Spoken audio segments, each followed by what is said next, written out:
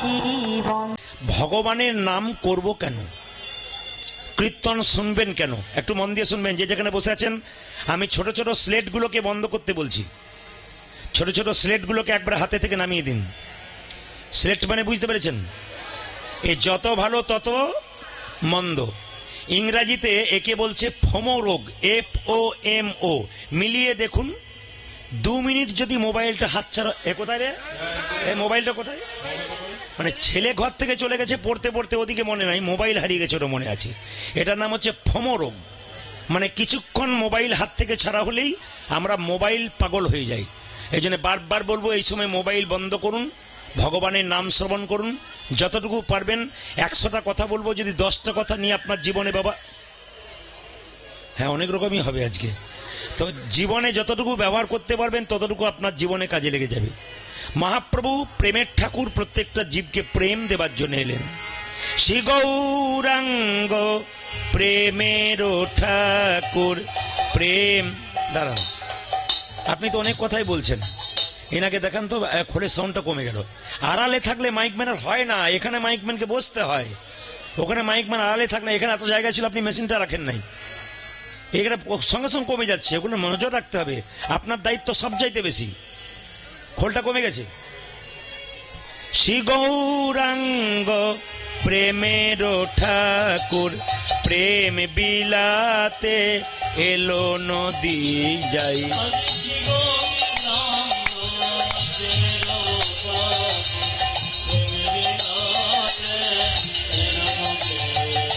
শ্রী গৌরাঙ্গ প্রেমের ঠাকুর, প্রেম বিলাতে এলো নদী যাই। শ্রী গৌরাঙ্গ প্রেমের ঠাকুর, শ্রী গৌরাঙ্গ প্রেমের ঠাকুর, প্রেম বিলাতে এলো নদী যাই। শ্রী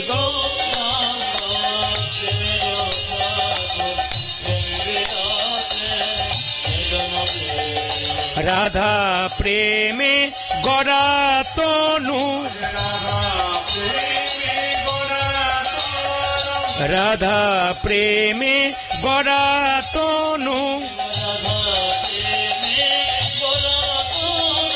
অন্তরে যার শ্যামরাই। রাধা প্রেম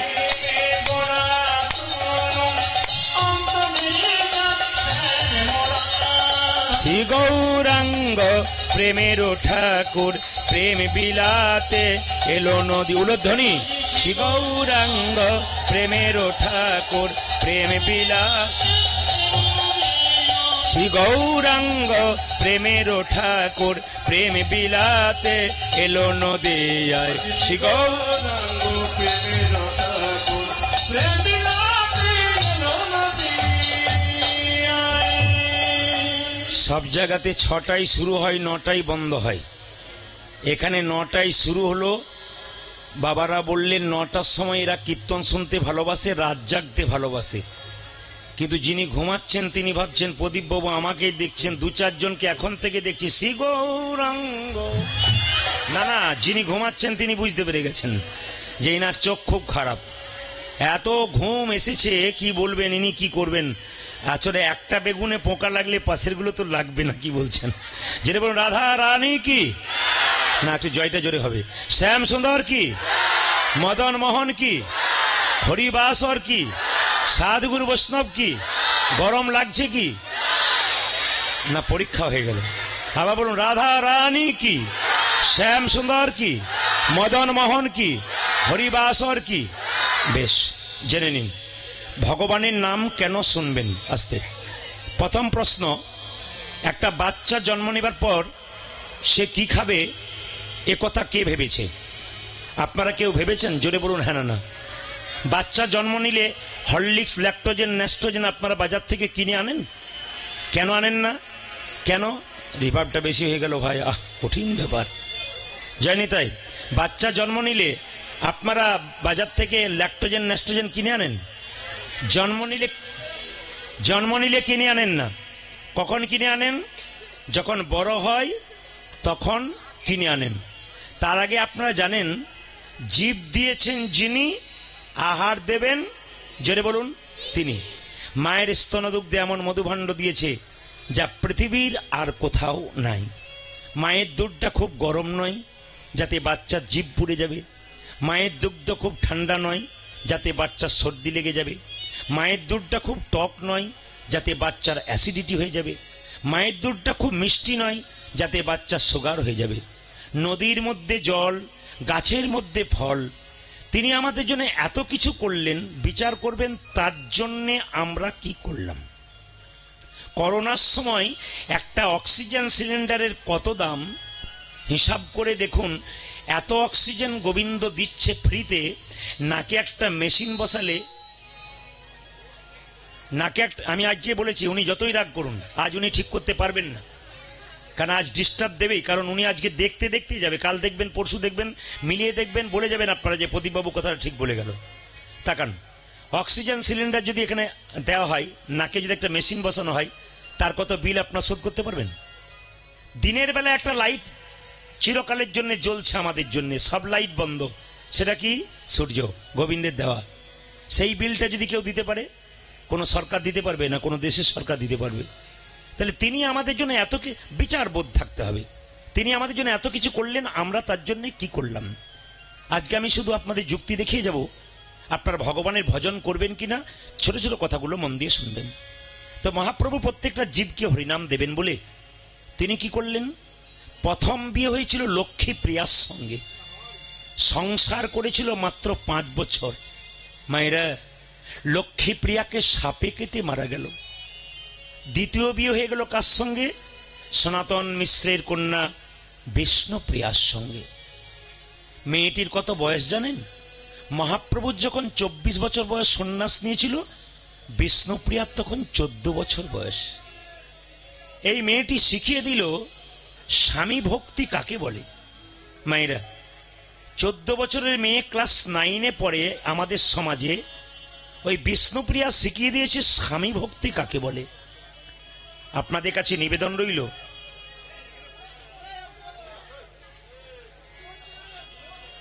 আমি আগেই বাবাকে বলেছিলাম, পার্থবাবুকে বলেছিলাম যে সত্যি একটু ডিস্টার্ব হবে, কারণ এত ছোট জায়গা তো, ভক্তের অসুবিধা।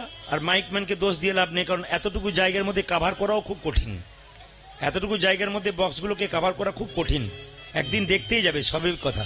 হরে কৃষ্ণ। একটু শব্দ বন্ধ করুন, মন দিয়ে শুনবেন। আপনাদের কাছে নিবেদন রইল, নারী যদি নারীর মতো হয় তবে পুরুষ তাকে, এইদিকে তাকান, নারী সেই পুরুষকে উঁচুতে উঠিয়ে দেয়। নারী যদি নারীর মতো হয়, পুরুষ ওপরে ওঠে। নারী যদি আনাড়ি হয়, পুরুষ নিচে নেমে যায়। প্রত্যেকটা মায়েদেরকে বলবো, বোনেদেরকে বলবো, ছোট ছোট বাচ্চা মেয়েদেরকে বলবো, আরে কিসের চিৎকার হচ্ছে বাবা?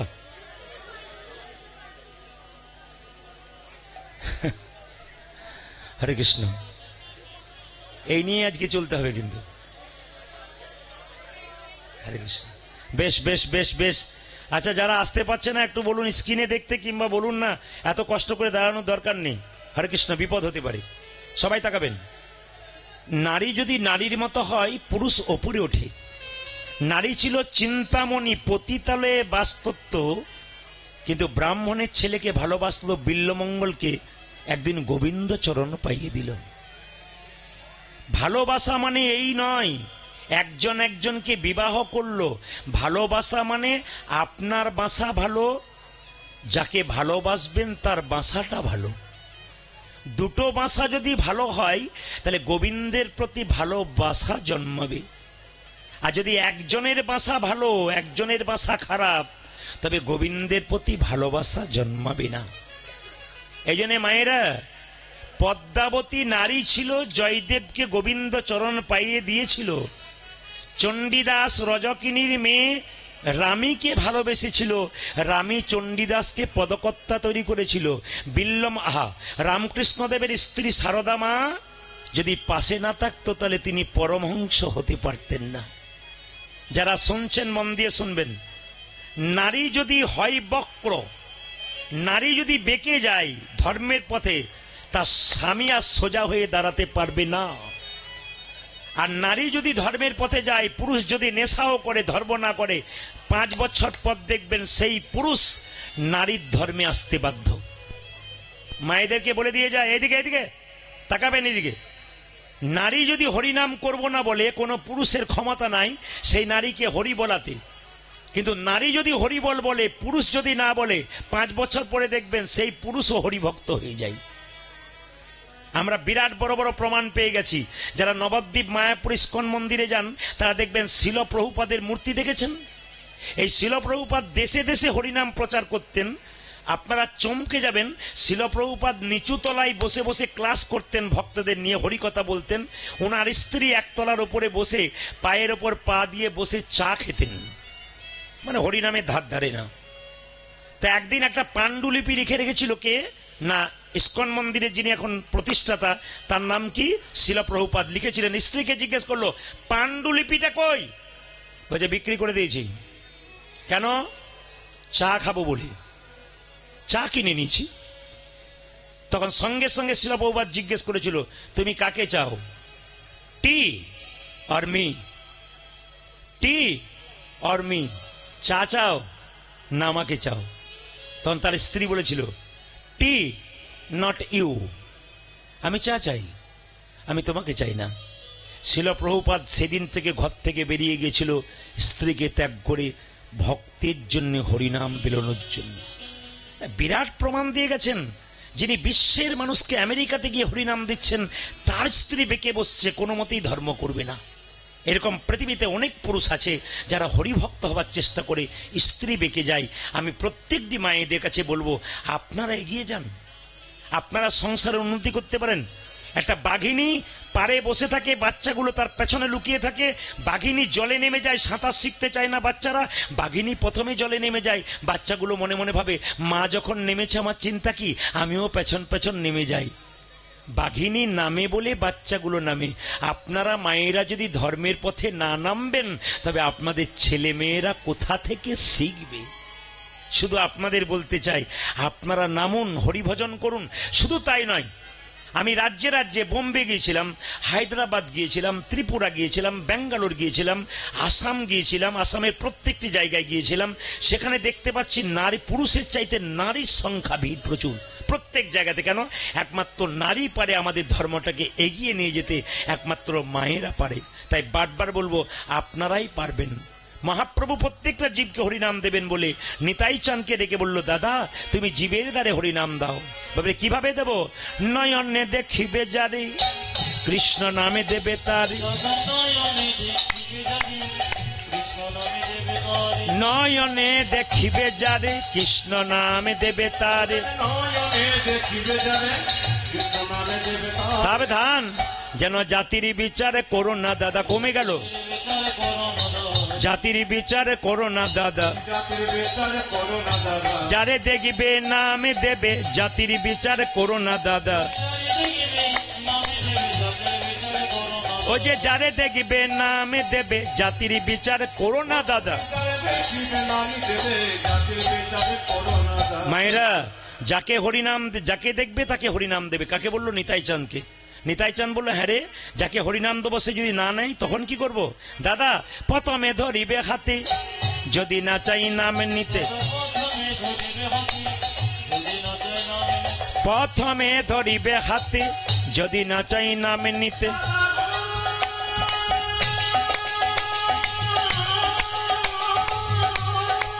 উলধ্বনি।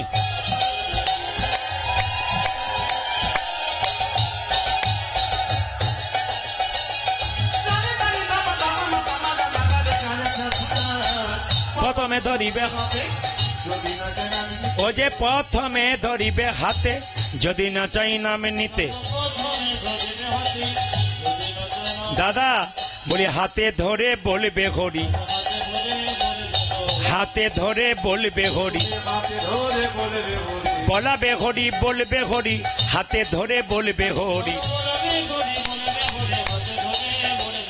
বলাবে হরি, বলবে হরি, হাতে ধরে বলবে হরি।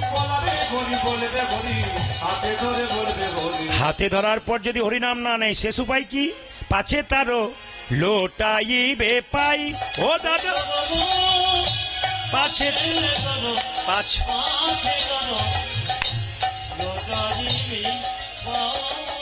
ও যে পাছে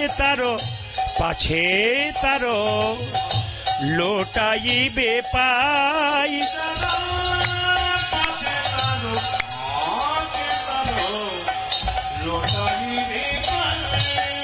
বলি পায়ে ধরে বলিবে হরি,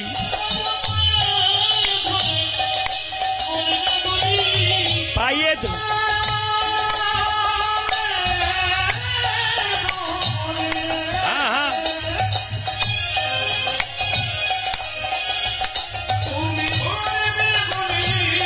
বলাবে হরি, বলিবে হরি, পায়ে ধরে বলিবে।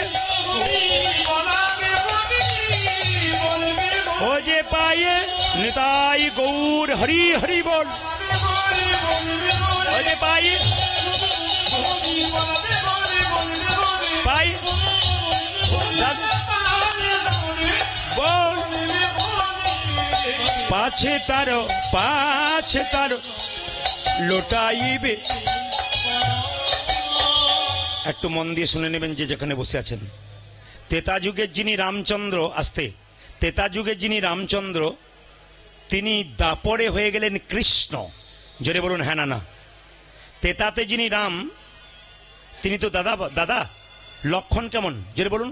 লক্ষণ হলো ছোট, রাম হলো বড়। কোন যুগে? তেতা যুগে। কিন্তু যখন দাপর এলো তখন দেখবেন রাম হয়ে গেল ভাই মানে কৃষ্ণ, আর লক্ষণ হয়ে গেল বলরাম।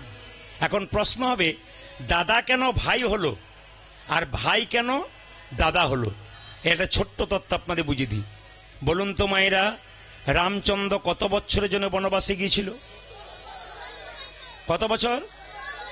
14 বছর। আচ্ছা বেশ, রামচন্দ্র 14 বছরের জন্য বনবাসে গিয়েছিল। আচ্ছা বলুন, সীতাকে যখন রাবণ হরণ করে নিয়ে গেল তখন কে বাধা দেবার চেষ্টা করেছিল? জোরে বলুন, একটু জোরে বলুন। জটায়ু পাখি। তো 14 বছর পর যখন বনবাস থেকে ফিরছে, 14 বছর পর যখন বনবাস থেকে ফিরছে, রামচন্দ্র রাজা হয়ে গেল। একজন তাকে ছাতা ধরে দাঁড়িয়েছিল, জানা আছে কে দাঁড়িয়েছিল? জোরে বলুন। রামচন্দ্র 14 বছর পর বনবাস থেকে ফিরে এসে যখন রাজা হলো তখন একজন তাকে ছাতা ধরে দাঁড়িয়েছিল। তার নাম কি জেনে নিন। তিনি হলেন লক্ষণ। ছাতা ধরে দাঁড়াতে দাঁড়াতে হঠাৎ লক্ষণ অচৈতন্য হয়ে মাটিতে পড়ে গেল, জ্ঞান নাই, ঘুমিয়ে পড়ল। রামচন্দ্রের মনে রাগ হলো, লক্ষণ তুমি আমাকে আগে বললে না কেন? তোমার রাজ্যের লোভ ছিল, আমি রাজা হয়ে গেলাম তাই তোমার অহংকার হয়েছে, হিংসা হয়ে গেল, তাই তুমি ঘুমিয়ে পড়লে। লক্ষণ ওঠো। লক্ষণ কোনো মতে উঠছে না। ঢাক ঢোল বাজিয়ে যখন লক্ষণকে ওঠানো হলো, লক্ষণকে জিজ্ঞেস করছে রামচন্দ্র, তুমি ঘুমিয়ে পড়েছিলে কেন?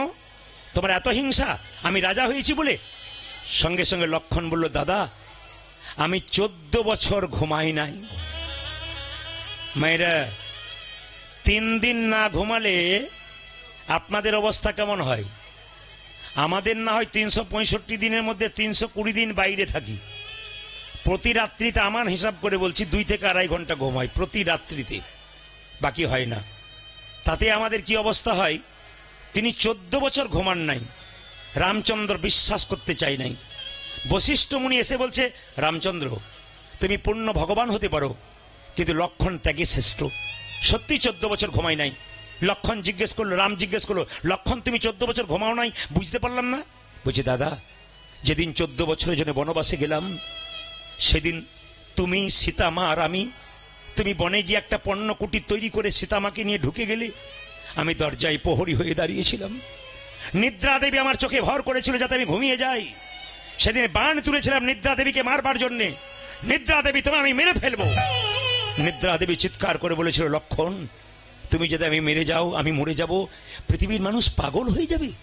নিদ্রা দেবী যদি মরে যায় তাহলে মানুষ তার ঘুমাতে পারবে না, সবাই পাগল হয়ে যাবে। বলো তুমি লক্ষণ কি চাও?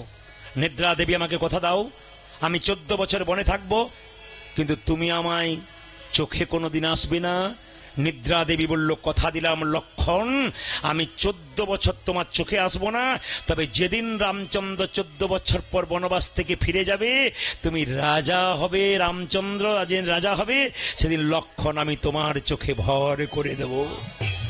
এই জন্যই তো আমি আজকে ঘুমিয়ে পড়েছিলাম, শান্তির ঘুম ঘুমাচ্ছিলাম। মায়েরা বলুন তো, আপনাদের বাড়ির কেউ যদি হসপিটালে ভর্তি থাকে, সে যদি সুস্থ হয়ে বাড়ি আসে, সেদিন আপনাদের শান্তির ঘুম আসে? জোরে বলুন হ্যাঁ না না। লক্ষণ শান্তির ঘুম ঘুমাচ্ছে। সঙ্গে সঙ্গে লক্ষণকে রামচন্দ্র বলল, আর তোমার কি ত্যাগ? বলে, দাদা আমি 14 বছর নারী মুখ দেখি নাই। চুপ করো, তুমি মিথ্যে কথা বলছো। বলে, কি করে? 14 বছর নারী মুখ দেখি। হনুমান এসে বলল, প্রভু রাম, লক্ষণ কাকা ঠিকই বলেছে। আসলে হনুমান রামচন্দ্রকে প্রভু বলতো, লক্ষণকে কাকা বলতো। বলছে, লক্ষণ কাকা ঠিক বলেছে, 14 বছর নারী মুখ দর্শন করে নাই। বলছে, তা কি করে সম্ভব? বলে, কেন? সীতা দেবী তো তার কাছেই ছিল, দেখে নাই কেন? বলছে, শোনো, আমি তার প্রমাণ পেয়েছি।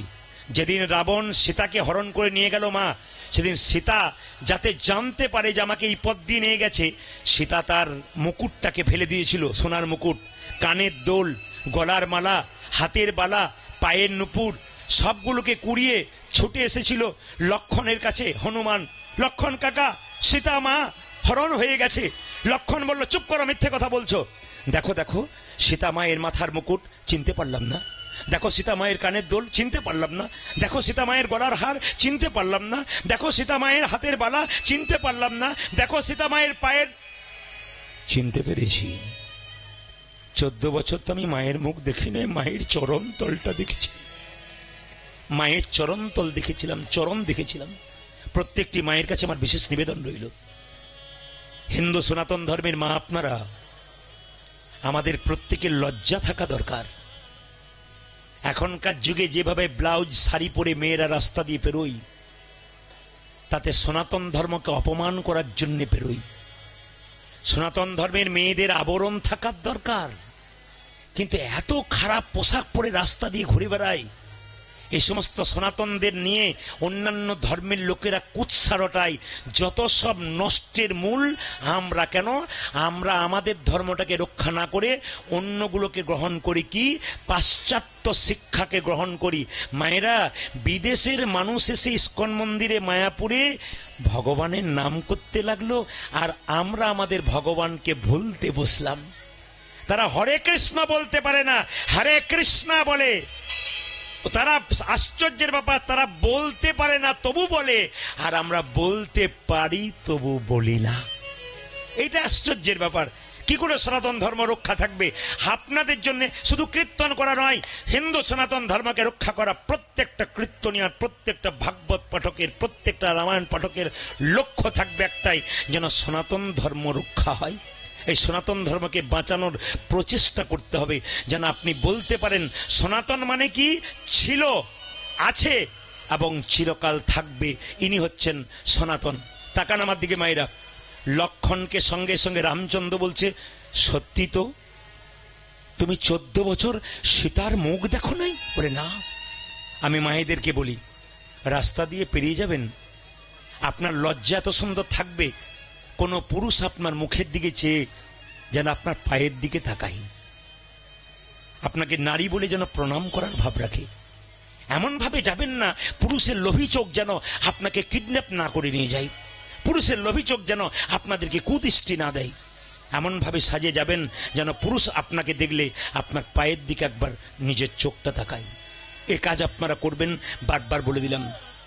লক্ষণ বলল, দাদা, বলে কি, আমি 14 বছর খাই নাই। চুপ করো, মিথ্যা কথা বলছো, তুমি 14 বছর খাও নাই। বলছে, না, আমরা কেউ খাই নাই 14 বছর। কই দেখি 14 বছরের ফল কোথায়? বলে, হ্যাঁ আমি দেখাতে পারি। লক্ষণ, তাহলে এক কাজ করো, আমি বন থেকে ফল এনে তোমার হাতে দিতাম, আর তুমি ফলটা খাওনি কি করে?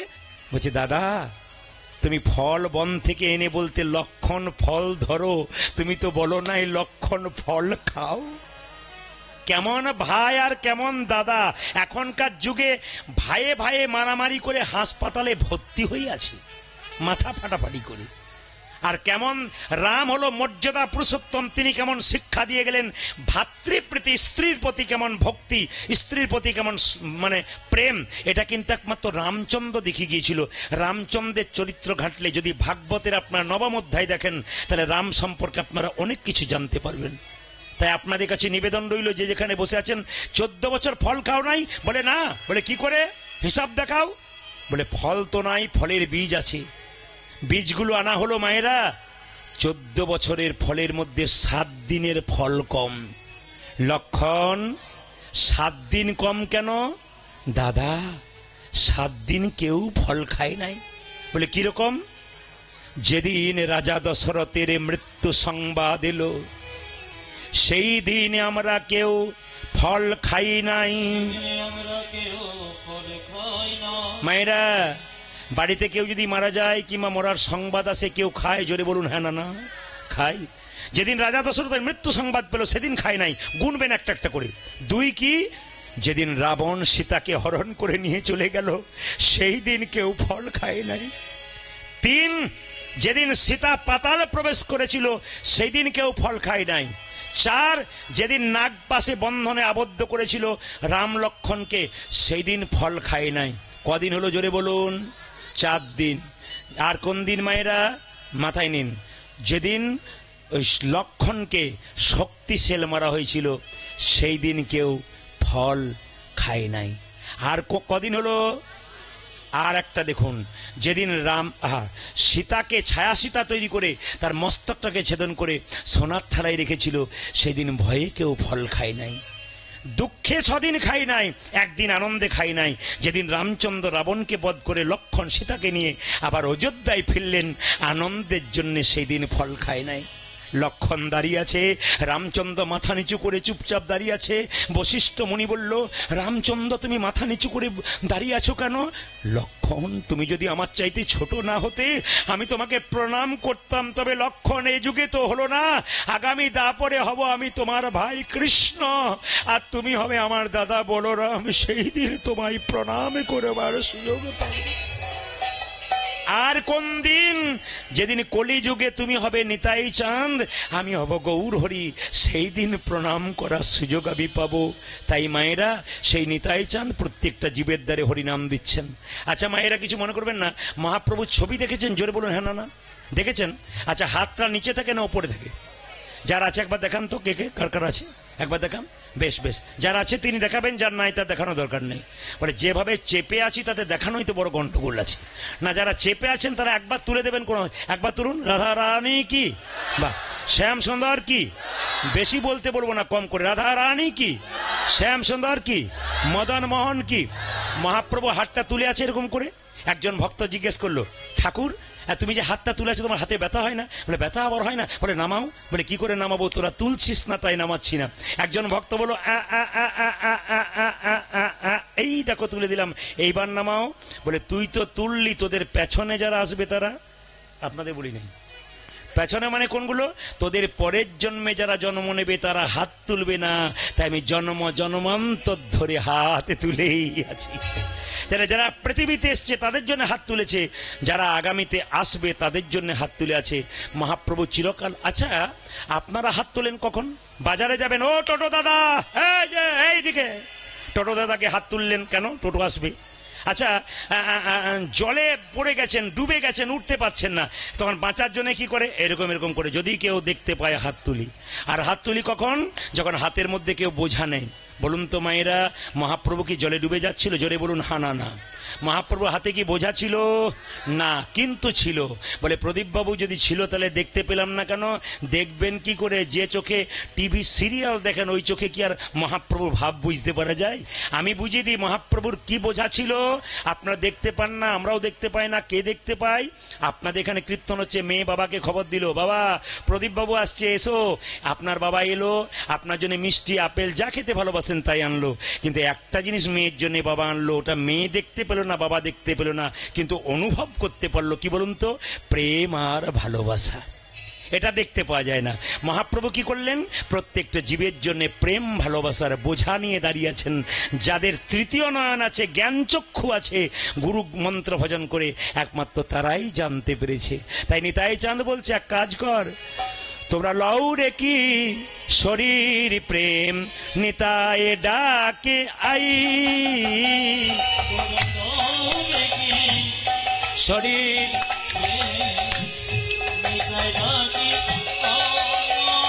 লও রে কি শরীর প্রেম নিতাই ডাকে আই, তোমরা লও রে কি শরীর প্রেম নিতাই ডাকে আই, তোমরা লও রে কি শরীর প্রেম নিতাই ডাকে আই,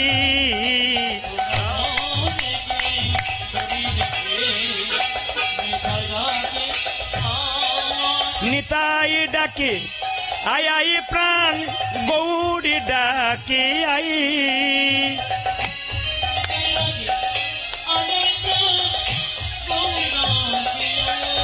ও যে নিতাই ডাকে আই আই প্রাণ গৌরী ডাকে আই,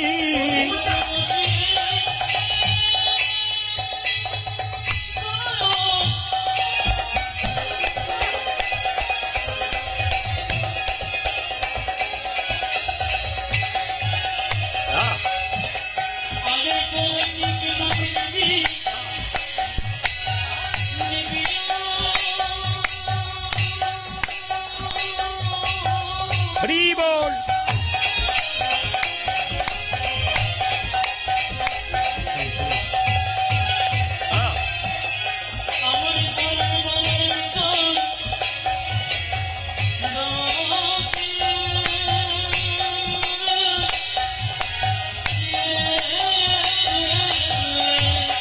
ও যে নিতাই ডাকে আই আই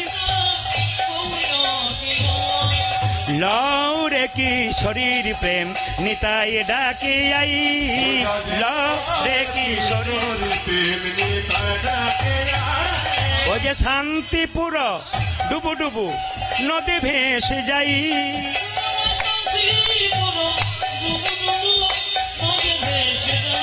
ও যে শান্তিপুর ডুবু ডুবু নদী ভেসে যাই,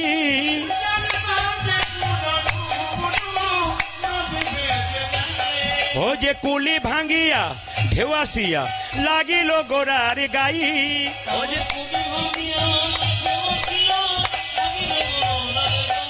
ও যে কুলি ভাঙ্গিয়া ঢেউ আসিয়া লাগিল গোড়ার গাই,